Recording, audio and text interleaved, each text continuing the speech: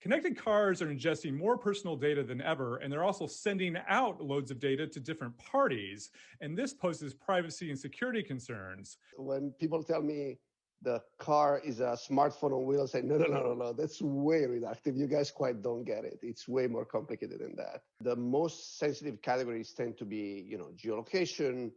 Of course, you have biometrics, but also you have a lot of data that people bring with them. They may not realize it ends up in the car.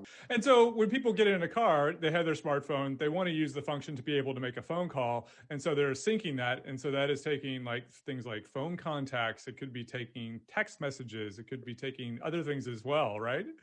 Oh, there's plenty of stuff. So if you have a car with Bluetooth, typically you will end up with your contacts, your call logs, your text messages being stored locally.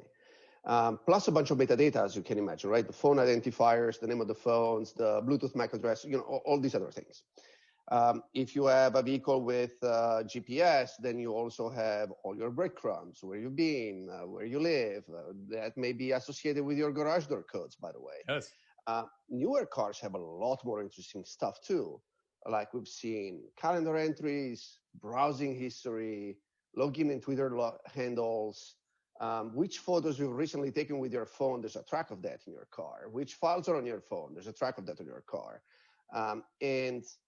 But even if you stick with the most common types of information, once you really start to think about what's in people's text messages and contacts, a lot of companies start to realize they have a compliance problem because, you may have your medical appointments. Oops, I'm in violation of HIPAA. Yes. My kids' phones may be synced to the car because, like my kids, they like to listen to their own music when they're in my car, right? Am I in violation of COPPA? You may have records of transactions on banks, right, on your text, or you may have your banking information stored on your contacts or passwords or social security numbers, as we've seen several times. Now you're in violation of a lot of other data security laws, right? So there are some real consequences for businesses and, of course, for consumers, right? I mean, leaving this data behind is concerning.